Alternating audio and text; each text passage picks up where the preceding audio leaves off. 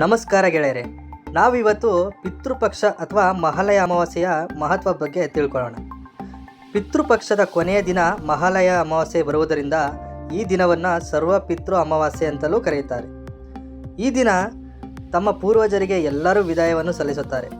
ಧರ್ಮಗ್ರಂಥಗಳ ಪ್ರಕಾರ ಪಿತೃಪಕ್ಷದ ಸಮಯದಲ್ಲಿ ಭೂಲೋಕಕ್ಕೆ ಬಂದ ಪೂರ್ವಜರು ಮಹಾಲಯ ಅಮಾವಾಸ್ಯೆ ಎಂದು ಮರಳಿ ಪರಲೋಕಕ್ಕೆ ತೆರಳುತ್ತಾರೆ.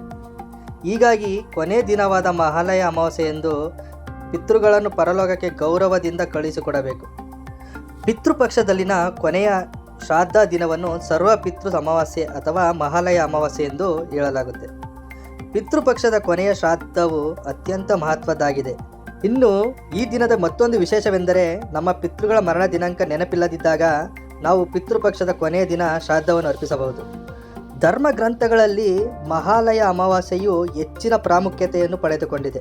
ಪಿತೃಗಳ ಮರಣ ದಿನಾಂಕ ನೆನಪಿಲ್ಲದಿದ್ದರೆ ಎಲ್ಲ ಪಿತೃಗಳಿಗೂ ನಾವು ಈ ದಿನ ಗೌರವವನ್ನು ಸಲ್ಲಿಸಬಹುದು. ದಾನ ಮಾಡಲು ಕೂಡ ಈ ದಿನ ಹೆಚ್ಚು ಪ್ರಾಮುಖ್ಯತೆಯನ್ನು ಪಡೆದುಕೊಂಡಿದೆ. ಪಿತೃಗಳು ಮಹಾಲಯ ಅಮಾವಾಸ್ಯೆ ಎಂದು ತಮ್ಮ ಕುಟುಂಬ ವರ್ಗದವರನ್ನು ಕೊನೆಯದಾಗಿ ಆಶೀರ್ವದಿಸಿ ಹೋಗುತ್ತಾರೆ. ಪಿತೃಪಕ್ಷದ ನಂತರ ಅಂದರೆ ಮಹಾಲಯ ಅಮಾವಾಸ್ಯೆಯ ನಂತರ ನಮ್ಮ ಕುಟುಂಬದಲ್ಲಿ ಬದಲಾವಣೆಗಳು ಕಂಡುಬರುತ್ತವೆ. ಮನೆಯಲ್ಲಿನ ನಕಾರಾತ್ಮಕ ಶಕ್ತಿಯು ದೂರವಾಗುತ್ತದೆ ಮತ್ತು ವಾಸ್ತು ದೋಷವಿದ್ದರೆ ಅದು ಕೂಡ ದೂರವಾಗಿ ಕುಟುಂಬದಲ್ಲಿ ನೆಮ್ಮದಿ ಇರುತ್ತದೆ ಎಂದು ನಂಬಿಕೆ ಇದೆ. ಇನ್ನು ಈ ದಿನ ಹೇಗೆ ಆಚರಿಸಬೇಕು ಅನ್ನೋದಾದರೆ, ಪಿತೃ ಅಮಾವಾಸ್ಯೆಯ ದಿನ ಮುಂಜಾನೆ ಬ್ರಾಹ್ಮಿ ಮುಹೂರ್ತದಲ್ಲಿ ಎದ್ದು ಗಂಗಾ ಜಲದಲ್ಲಿ ಸ್ನಾನ ಮಾಡಿ ಅಥವಾ ಸ್ನಾನ ಮಾಡುವ ನೀರಿಗೆ ಗಂಗಾ ಜಲವನ್ನು ಬೆರೆಸಿ ಸ್ನಾನ ಮಾಡಬೇಕು. ನಂತರ ಶುದ್ಧವಾದ ಬಟ್ಟೆಯನ್ನು ಧರಿಸಿ ಮನೆಯಲ್ಲಿ ಸಾತ್ವಿಕ ಆಹಾರವನ್ನು ತಯಾರಿಸಿ ಕುಟುಂಬದ ಸದಸ್ಯರೆಲ್ಲರೂ ಸಾತ್ವಿಕ ಆಹಾರವನ್ನು ಸೇವಿಸಬೇಕು. ಸಂಜೆ ಸಮಯದಲ್ಲಿ ಮನೆಯ ಹೊರಗೆ 4 ಮಣ್ಣಿನ ದೀಪವನ್ನು ಹಚ್ಚಬೇಕು.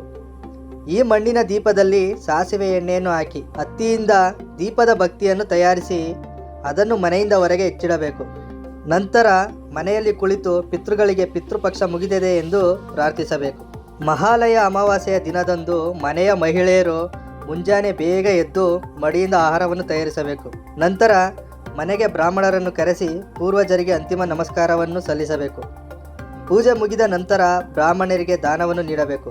ಬ್ರಾಹ್ಮಣಿಗೆ ದಾನವನ್ನು ನೀಡಿದ ನಂತರ ಕಾಗೆಗಳಿಗೆ ಮತ್ತು ಹಸುಗಳಿಗೆ ತಮ್ಮ ಕೈಯಾರೆ ಆಹಾರವನ್ನು ನೀಡಬೇಕು.